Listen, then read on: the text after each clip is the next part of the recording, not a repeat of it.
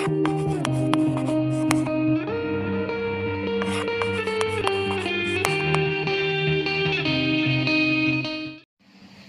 sob, ketemu lagi dengan Mas Andi Vians di suasana yang sangat tenang sekali di area ruang tamu rumah saya dan ditemani oleh rintik-rintik hujan di malam hari ini.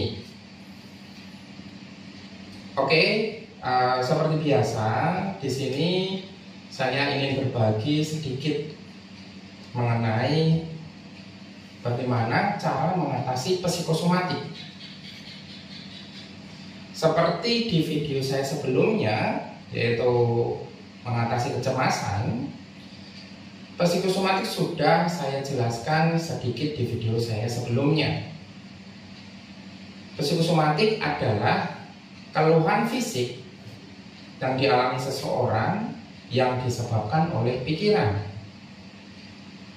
di mana keluhan fisik ini ketika di check up ke medis itu semuanya normal, semuanya aman, tapi orang tersebut masih merasakan sakitnya. Dan biasanya yang sering banyak terjadi yaitu keluhan psikosomatik yang dirasakan oleh seseorang pada lambungnya. Asam lambungnya selalu meningkat dan biasanya terjadi GERD atau asam lambung naik ke kerongkongan. Tetapi ketika dicek up ke medis, semuanya normal dan aman-aman saja. Nah, itu pengertian psikosomatik. Berangkat dari hal ini, saya ingin berbagi bagaimana cara mengatasi psikosomatik. Seperti salah satu cerita klien saya yang saya tangani, yaitu mengalami keluhan psikosomatik pada area kepalanya dan lehernya serta sekujur punggungnya. Setiap hari dia merasa kepalanya itu pusing, otot-otot pada leher sampai sekujur punggungnya itu berat seperti ketarik-tarik katanya. Tapi ketika dicek up ke medis, itu semuanya aman, semuanya normal, nggak ada ototnya yang bermasalah, tulangnya yang bermasalah, sarafnya bermasalah, itu nggak ada, semuanya normal, semuanya aman. Tapi si klien saya ini tetap merasakan sakit. Nah, akhirnya dibawalah klien ini ke tempat kami,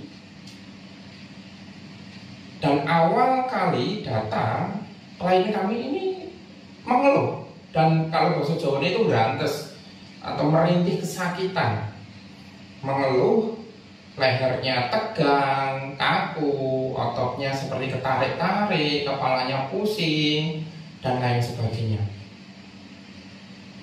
Oh ya, klien saya ini seorang ibu-ibu, umurnya 55 tahun dan sudah mengalami psikosomatik ini sekitar hampir 8-9 bulanan. Nah, ketika di sesi wawancara atau konsultasi, saya tanya, dulu awal kena psikosomatik ini seperti apa gitu kan. Akhirnya dia cerita. Nah, ternyata salah satu penyebabnya ya, ketika dia di bulan Desember sampai Februari, dia kan merenov rumah ya. Nah, ketika merenovasi rumah itu, dia sering mendengarkan suara-suara benturan keras dari proses renovasi rumah itu. Akhirnya suara-suara benturan keras ini membenturkan juga di dalam pikiran dan batinnya, dan itu membuat dia merasa nggak nyaman karena setiap hari mendengar seperti itu terus, dan itu dipendam sendiri, nggak diceritakan kepada siapapun waktu itu. Nah, selain itu juga biaya dari hasil renovasi rumah ini membengkak dan hasilnya tidak sesuai dengan harapan oleh si klien saya ini. Nah, kejadian ini dibiarkan begitu saja. Waktu itu belum terasa, waktu itu fisiknya masih merasa baik-baik saja. Oke, dibiarkan, dipendam sampai waktu terapi di tempat kami itu adalah puncaknya. Dia merasakan kesakitan seperti yang saya ceritakan tadi. Nah, selang beberapa waktu si klien saya ini kan menjalani proses hipnoterapi hari demi hari, waktu demi waktu menjalani proses hipnoterapi. Alhamdulillah sudah ada perubahan, ya. Alhamdulillah sudah ada perubahan yang sangat signifikan sekali. Tapi ada yang menarik untuk saya ceritakan di dalam proses hipnoterapi yang saya jalankan ini kepada klien saya. Yaitu klien saya ini dia merasa tidak betah kalau sakit sedikit. Jadi kalau sakit sedikit pada tubuhnya dia pasti mengeluh berantes. Jadi seperti itu. Padahal di check up dokter semua anggota tubuhnya normal-normal saja, sehat-sehat saja. Otot-otot lehernya, kepala, urat saraf di kepalanya, otot-otot di punggungnya normal-normal saja, tapi dia masih merasakan sakit. Nah, ini yang harus di garis bawahi, yaitu tentang psikosomatik. Yang pertama, untuk mengatasi psikosomatik, stop memanjakan psikosomatik itu sendiri. Kenapa? Karena kalau semakin dimanja, dia akan semakin betah untuk tinggal di badan Anda. Maksudnya dimanja gimana? Tadi kalau sakit sedikit mengeluh, berantes. Nah, ini yang saya maksud dengan memanja psikosomatik itu sendiri. Dan ketika terjadi dialog antara saya dengan klien saya yang suka mengeluh dan suka berantes tadi, atau suka memanjakan psikosomatiknya, sedikit saya picu pikirannya untuk memberikan sugesti terhadap dirinya sendiri. Jadi ini tekniknya namanya teknik storytelling. Dari storytelling ini dan dari teknik bertanya ini akan muncul jawaban-jawaban dari si klien sendiri. Jadi seperti ini. Ketika si klien saya ini terus mengeluh tentang psikosomatiknya, saya tanya seperti ini. Ibu di rumah punya kucing? Saya gitu kan. Oh iya punya mas. Terus dia tanya, kenapa kok tiba-tiba tanya saya punya kucing atau tidak di rumah mas?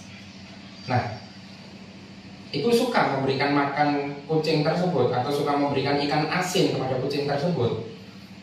Nah, akhirnya dia juga menjawab, iya suka mas. Ketika kucing dikasih ikan asin secara terus-menerus, dia akan gimana? Ya, dia akan datang setiap hari. Tapi kalau nggak dikasih ikan asin, ya mungkin nanti datang sehari, 2 hari datang lagi, 3 hari. Kalau masih tidak dikasih, dia akan pergi selamanya. Nah itu dari jawaban-jawaban ibu tadi itu bisa loh ditarik ke dalam kehidupan nyata ibu. Nah akhirnya dia menjawab, oh iya ya mas, apa kira-kira bu? Nah saya tanya seperti itu, pembelajaran apa yang bisa ibu terima dari pertanyaan saya tadi mengenai kucing tadi? Tentang penyakit mas, tentang psikosomatik mas. Kalau psikosomatik terus dikasih makan berupa dimanja tadi, maka dia akan datang terus ke dalam tubuh kita. Tapi kalau kita tidak memberikan makan atau tidak memanjakannya, maka penyakit itu akan pergi dengan sendirinya. Di sini yang saya maksud yaitu penyakit psikosomatik.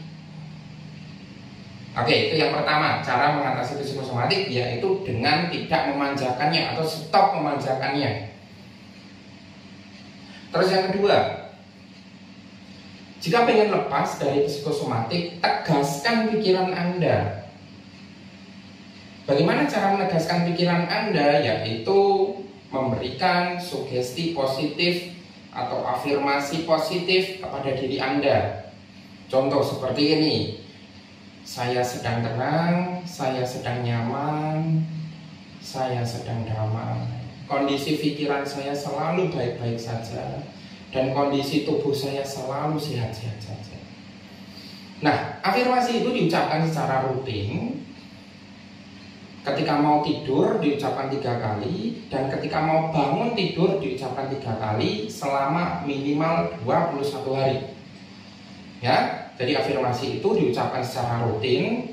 Ketika mau tidur 3 kali, ketika mau bangun tidur 3 kali selama 21 hari minimal. Nah, afirmasi ini akan membentuk mindset baru yang ada di pikiran Anda. Yang awalnya pikiran Anda itu selalu memanjakan psikosomatik Anda dan meyakini kalau pas psikosomatiknya datang dengan memberikan makan berupa gerantes atau mengeluh tadi, maka Anda akan lebih nyaman.